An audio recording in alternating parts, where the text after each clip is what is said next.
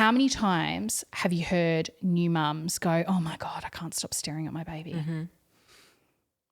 So many times. Mm-hmm. And so many mums are just like, they think it's weird, or like people are like, oh, my God, stop staring at your kid. Like she's right there or he's right there. It's fine. It's because we are hardwired for this. Yeah. It's part of the change in the brain. It's what we need to be doing as mothers. And we are just eyeballing our kids the whole time.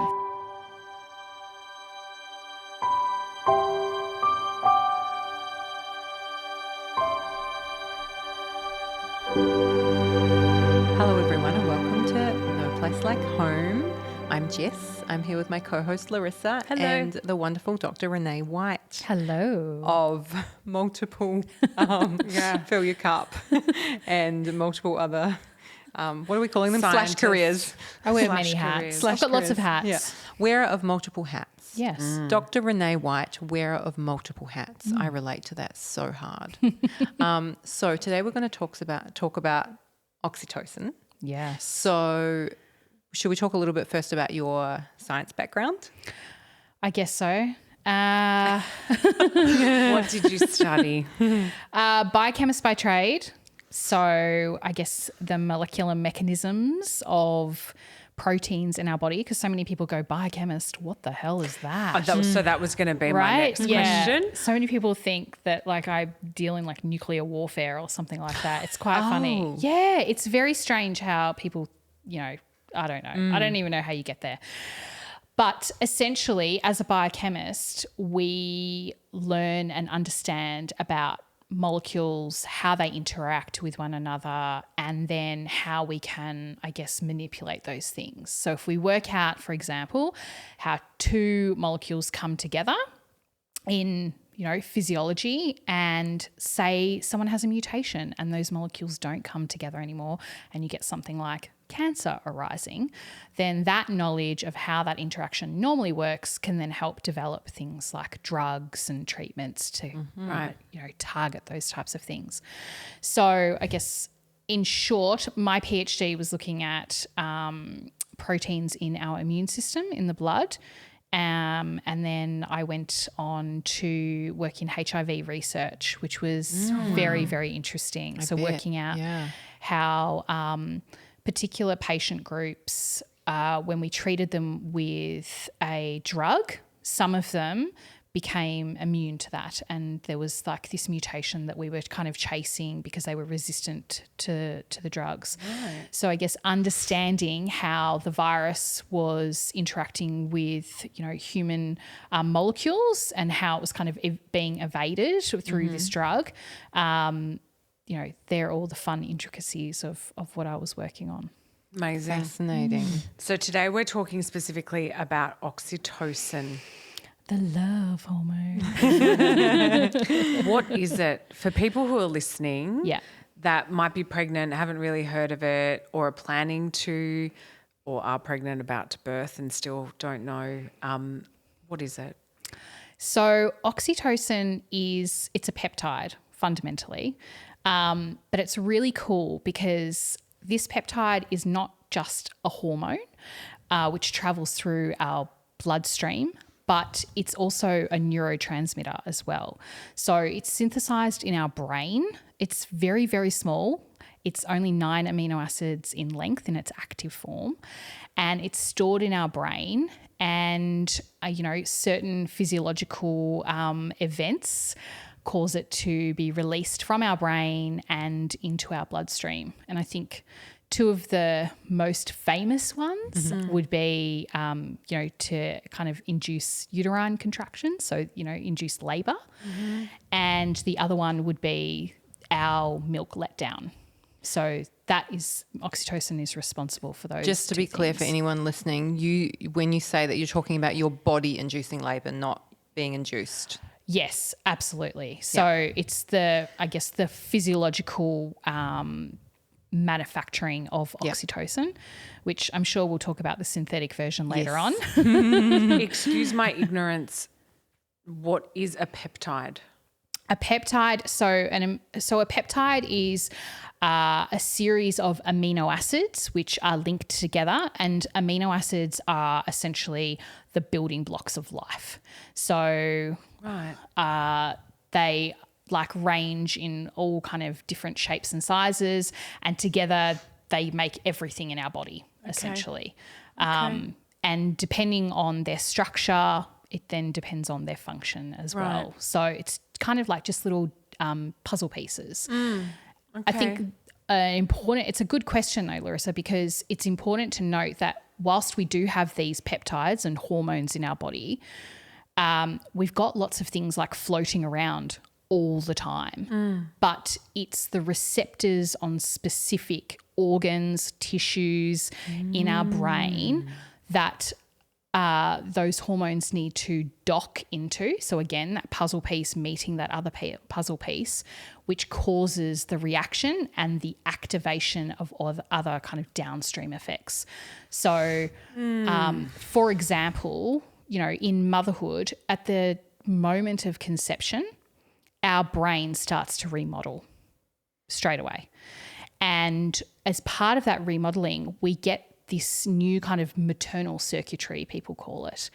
And so as part of that physiology and change in structure, scientists have seen that we actually get like a clustering of oxytocin receptors together. So they all start to come together and it forms most predominantly in the reward system of our brain, which makes sense because when we have oxytocin, and that's why we call it the love hormone, we just get this beautiful feeling of like, and it's almost addictive because it's in that reward system. It's connected with dopamine, which I was going to say, is it connected to dopamine? Absolutely. Right. Yeah. So oxytocin is just this beautiful thing that, we find being kind of clustered in that reward system, and it's part of matrescence, the entire time.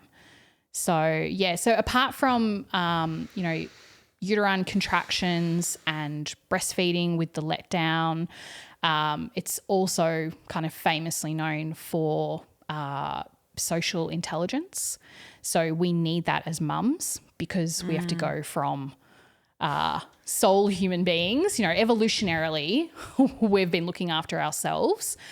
And then we have this new human that we need to look after. So we have to, level up on like empathy and social interaction and things like that.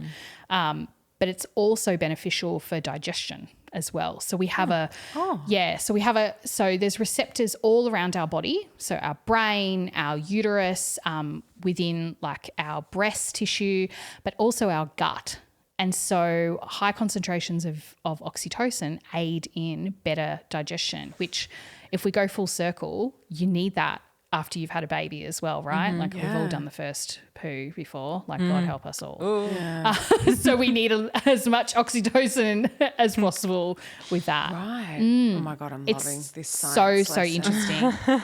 Yeah. So interesting because I'm quite into naturopathy and, all things like that. And they're all through plant medicine that you want to kind of activate within your body now, particularly going through that perimenopause period. It's like, how do I get these things firing? Yeah, it's really interesting. So whilst there's been a lot of research, there's never enough, right? Yeah. And I think one of the really cool things about oxytocin is they've done a few studies around the fact that this system that we rely on for oxytocin starts developing straight away when we're infants. And so the development of this system, they've shown through research that there's two key things that you need as a baby to start this system really charging up. The first one is eye contact, and the second one is loving touch. And so it makes sense, again, because if you pull back to like real life experience, how many times have you heard new mums go, oh my God, I can't stop staring at my baby? So many times. And so many mums are just like, they think it's weird, or like people are like, oh my God, stop staring at your kid. Like she's right there or he's right there. It's fine. It's because we are hardwired for this. It's part of the change in the brain. It's what we need to be doing as mothers, and we are just eyeballing our kids the whole time. You even see it with dads. Absolutely. Sometimes as well. So Yeah. it's obviously firing within them as well. It's so interesting because you know how that often, like, not all babies obviously, but sometimes they come out and they are so alert, and you put them on you, they do the breast crawl. Yeah. You hold them and they just stare at you, and you just stare at each other and marvel. Yeah. That's going to make me cry because the miracle of life is just, So now understanding biologically the gazing into each other's eyes, that's so interesting. Yeah, absolutely. And, that goes hand in hand with loving touch, right? And so I don't know about you, but like you have those overwhelming like situations where you're like, oh my goodness, I could eat my child. Like that is so weird. I felt like that this morning when I dropped Valentina off at school. Yeah. And sometimes I'm like, why am I feeling like this? Does it mean something's going to happen to her today or something's going to happen to me? Or that's just my anxiety brain talking. I have that as well. Yeah. But this morning I dropped her off, and as she was going, I was like almost teary. And I'm due for my bleed as well, so it's not happening. But yeah, you're right. You're exactly right, Renee. Yeah. You do have those moments where you're like, yeah, exactly. But again, we are hardwired for it. And I think, we see in society, like there's so many things, particularly with sleep training, where it's like they tell you, don't make eye contact with your child before you put them down in the cot, and, the crying out thing and stuff like that. Like I'm really happy to be blunt and say I do not prescribe to that type of thing because the research does not show that that is a benefit, right? We are hardwired to pick up our babies, to make eye contact and let them know that they are safe and that they are in like a really positive environment. And that is what the oxytocin, I guess, system is trying to do. And so they've shown through research that, when we have those two main pillars, that enforces this really beautiful attachment with our children. And what we're trying to develop and demonstrate to them is that even if they leave and come back from us, whether it be down the hallway when they're a toddler or, they're trying the slide for the first time without us, that it's okay and they're safe and they will feel welcomed back with no judgment or anything like that, and things are still going to be as they are. And so what they've shown through research is that it's called priming. And so with these priming events with oxytocin, we're developing these systems. And there's been research around children in orphanages.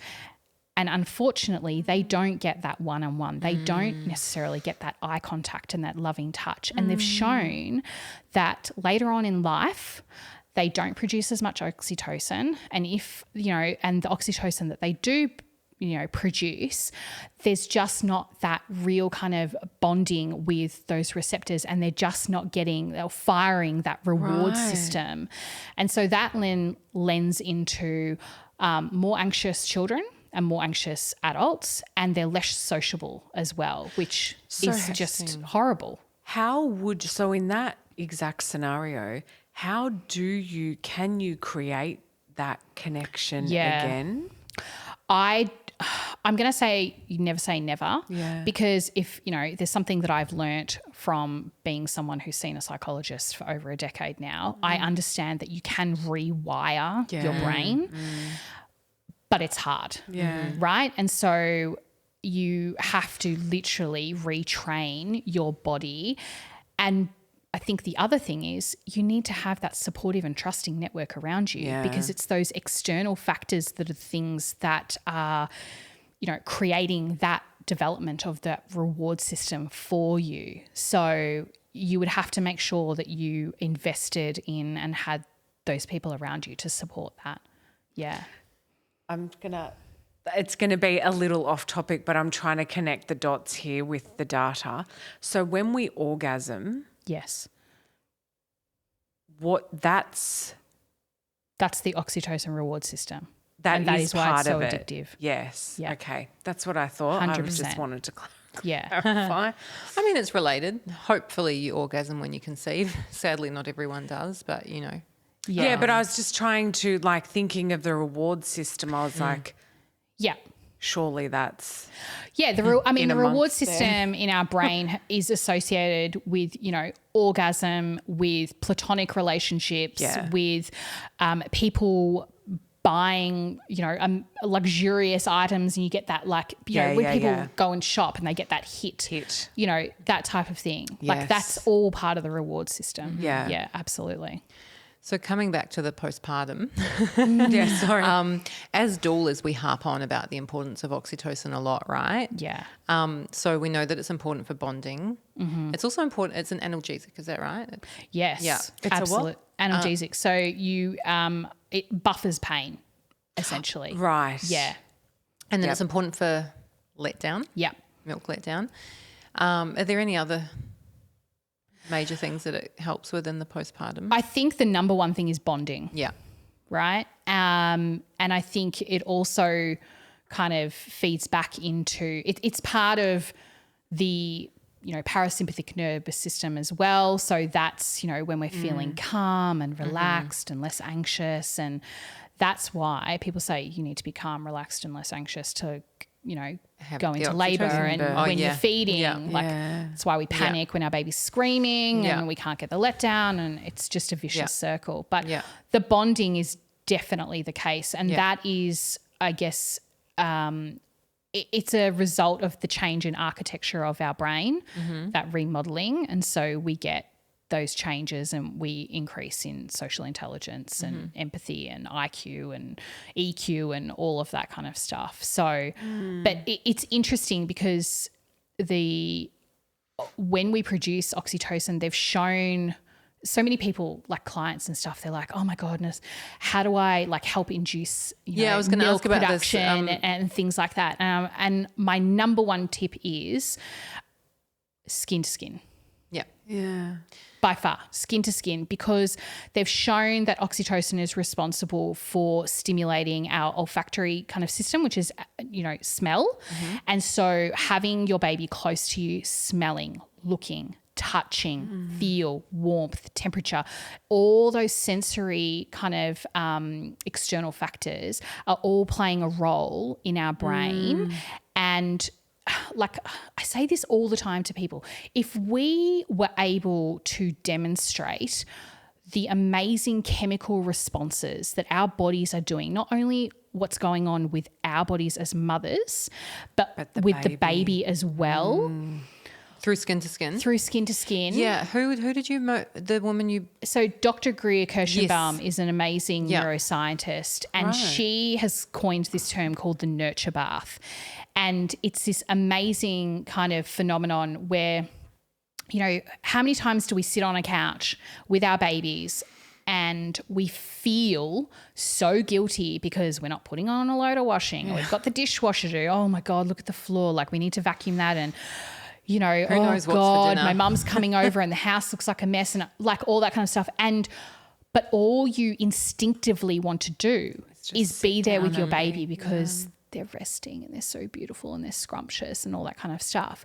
And so what is happening in that moment is this beautiful nurture bath in their brain. And because all these things are firing, all the neurons are being kind of created in the synapses, and all the hormones, including oxytocin and dopamine, and beautiful nurture bath. And that is very similar to what I was just explaining about the priming of the oxytocin developmental system, is that you are priming your child's brain and kind of creating this beautiful attachment with them that is it is the foundation of their social kind of interactions with the rest of society.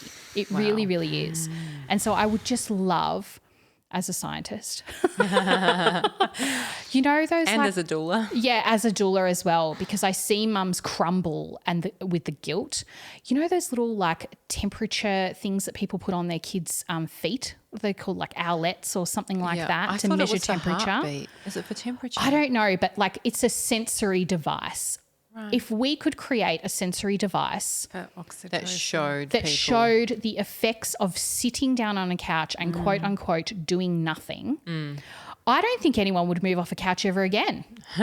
I honestly don't. I think that would be an absolute game changer. Yeah. And I implore any scientist or like tech out there, if you do that, I will give you like research money for it. Yeah. Because I think that would just abolish a ton of mum guilt and maybe get society on track and go, you know what's actually more important than that dishwasher being stacked? Yeah. My child's attachment and development in their mental health. Like a little video clip the other day on Instagram, and it was of a doorbell cam that caught a mum leaving her daughter who had just had a baby. And as she was walking out, she said, "Remember, darling, they're not going to remember if the dishwasher's unpacked. They're going to remember how much you loved them and cared for them and cuddled them. Bye." Yes. And I was like, that is so true. They don't care about the dishwasher or... No. But I think we care so much about what everyone else is thinking. Yeah. Yeah, it's so true. Really quickly, can we touch on the differences between synthetic oxytocin and what we produce, what our bodies beautifully produce? Yeah, and I think this is a really important one because I think from a biochemical perspective, I think the first thing to note is that chemically and structurally, they're the exact same things. So, what we see in nature is exactly what we see in the bottle. But there are some key differences between the two of them. And there's still not enough research around it. But the key differences, I would say, is the first one is and you've got to think about it like it's like being in a lab. When you do something in a test tube, it's an isolated event and, we don't really know what the other downstream effects are going to be, if there's any other chemicals in play or anything like that. So what happens in a test tube is not necessarily what's going to happen in a human study, for example. So we need to keep that in mind. So the first thing that's the difference is that when the oxytocin peptide is first manufactured, let's say, in our brains, it's manufactured in what's called a pro-peptide form. So it's got a couple of extra bits and pieces on the ends. And the reason for that is that is how the body produces all of the hormones and lots of enzymes and things like that. Because if you think about it, we don't want active things just milling around our body all the time because they're going to set things off and, that's where we get danger, Will Robinson. So they're produced in a pro-peptide form. When the body has that kind of instigation of, okay, the baby's head is pushing on my uterus, it's go time, and that's when the body cleaves that pro-peptide with an enzyme and you get the active form coming off, and then that's the active form that goes and binds the receptor and off we go into labour. They've actually shown that the oxytocin, when it's released in our bloodstream, there's actually a cocktail of it. Not all of it has been cleaved. So some of it is still in a pro-peptide form. So we're not sure whether that actually plays a role in some other effects that are going on in our physiology. So that's something that's different. Whereas the synthetic version is in its full active form. It's all active, right?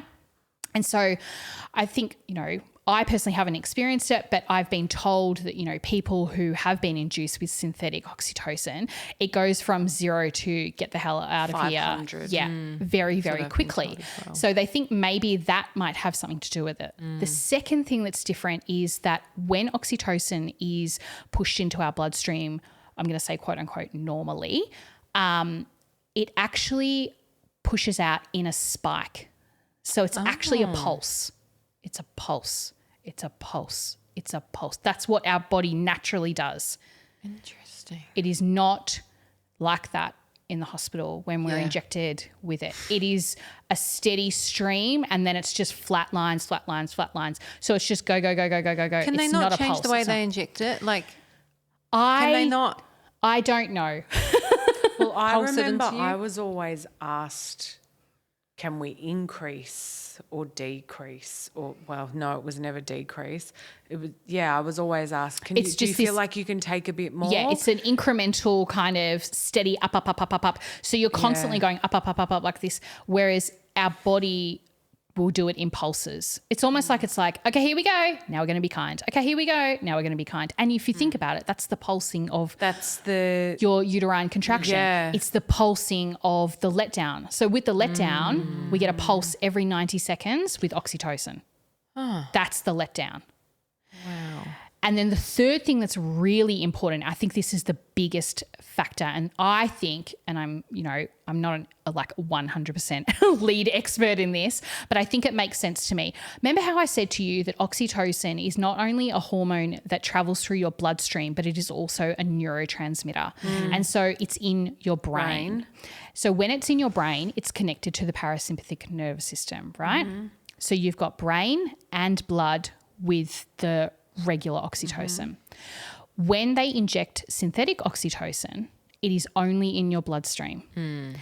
It cannot, the majority, like 99% of it, cannot get to your brain because of the blood-brain barrier.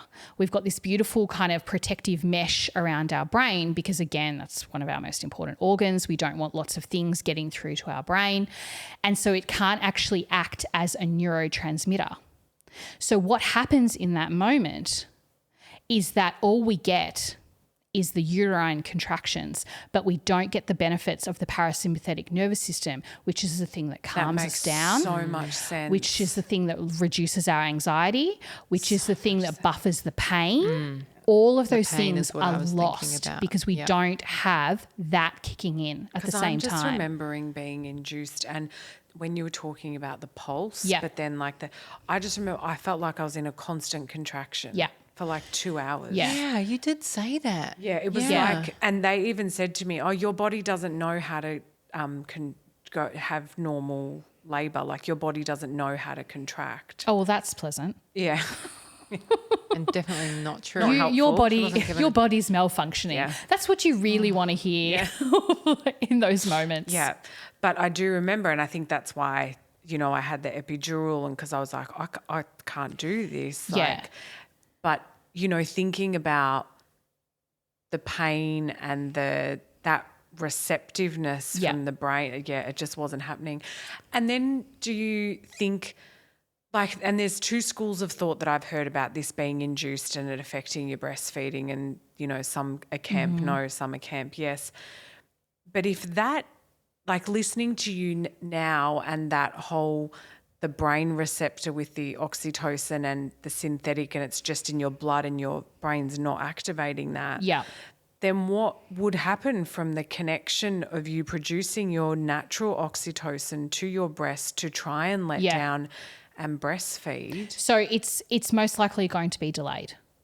Yeah. Which is what happens, for example, like myself with someone who had an elective cesarean, because I never had my child pushing down on my uterus to exit. So that wasn't. Which is the thing that activates our oxytocin in our brain to start firing. But if you're induced and then you still birth vaginally, is that then going to cause the oxytocin Did you have a in your double body up? to and then would that sorry, that's probably getting a bit too I mean, I'm not a medical doctor, so I couldn't say, but I think the number one thing would, and this is why I always come full circle back to skin, because all of those external factors, you're feeding messages to your brain to start producing oxytocin, to start cleaving it into an active form, to start, with that letdown and that bonding, all of that type of thing. So no matter where you are and however you choose to birth, that is why I always revert to skin, because that's where you get the flick of the switch. Yeah. Amazing. So, I mean, we could talk about this all day, Yeah. obviously, but I'm just getting started. I know. I'm having all of these. Just to finish up for our listeners, are you able to give us a little list of potential oxytocin boosters, things that they can do right now, whether they're pregnant or in their postpartum or never had a baby, don't want a baby. I want to know some things to little. I mean, like getting like a warm bath and like cozy things. I always get asked this question, and honestly, it's going to be dependent on the individual, right? Okay, yeah. Which is great. And what I always revert back to is, you know, what makes you feel good. And I, for me personally, it was things that made me feel great. I know this sounds awful, but before I was a mum, because it made me feel like I was still Renee and that I hadn't taken on this huge load of like becoming a mum and losing my identity. So for me, it was getting in a car with the windows down, blaring the music and singing at the top of my lungs. You know, yes. I still do that. I still do that too. The kids hate it. I still remember the first time I was able to do that, and I went to the local shopping centre and it was amazing. You know, yes, does it also trigger our vagus nerve, which triggers our parasympathetic nerve through singing? Great. But like for some people, it can just be creating 10 minutes to go sit in the garden and listen to a podcast, or it can be chocolate, hugging a pet, hugging your partner. Like there's so many different things you can do, but you've got to walk out of it and go, God, I feel good about that. Yeah. Amazing. Thank you so much, Renee. Oh, my pleasure. I feel like I could keep talking about that forever. But we're going to get Renee back soon and we will keep chatting. Thank you. This podcast represents the opinions of our hosts and their guest speakers. Views and opinions expressed in the podcast are our own and do not represent that of our places of work.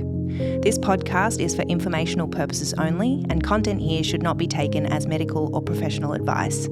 Please consult your healthcare professional for any personal recommendations and medical care. While we make every effort to ensure that the information we are sharing is accurate based on the best available information at the time of recording, we welcome any comments, suggestions or feedback via our website contact form, home.com.au/contact. Names and details of personal experiences may have been changed to allow for anonymity and privacy. To join the conversation, join us on social media at Home Postpartum.